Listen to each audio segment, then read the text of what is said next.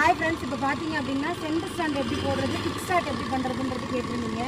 So centre ஸ்டாண்டுன்றது பார்த்தீங்கன்னா பிரேக்கை பிடிச்சிக்கிறீங்க, நம்ம பக்கம் வண்டியை சாய விடக்கூடாது.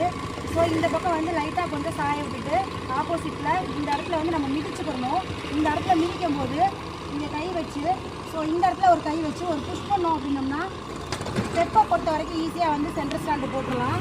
அடுத்து பார்த்தீங்கன்னா கிக்கர் எப்படி அடிக்கிறதுனா சாவி ஆன் பண்ணிக்கணும்.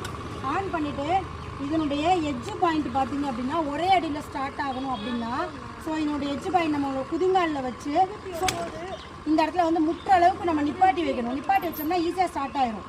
கீழே கீழே ஸோ ஒரு மணிக்கு பிரைட்னஸ் இல்லாத மணிக்கு இருக்கு, அது அப்படி தான் இருக்குமா?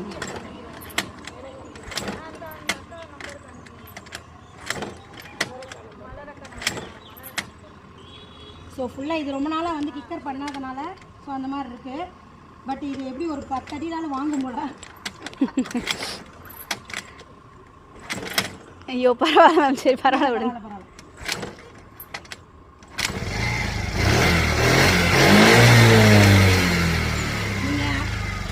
நீங்கள் அடுத்தடுத்து எடுத்தீங்க அப்படின்னா ஒரே அடியில் ஸ்டார்ட் ஆகிடும். நான் ரொம்ப நாள் ஆச்சு கிக் ஸ்டார்ட் பண்ணி, அதனால தான் இத்தனை அடி வாங்கியிருக்கு. கிக் ஸ்டார்ட் பண்ணும்போது பார்த்தீங்கன்னா அதனுடைய இந்த கிக்கரை வந்து அதனுடைய எட்ஜு பாயிண்டில் கொண்டு போய் வச்சிங்கன்னா ஒரே அடியில் ஸ்டார்ட் ஆகிடும். தேங்க்யூ.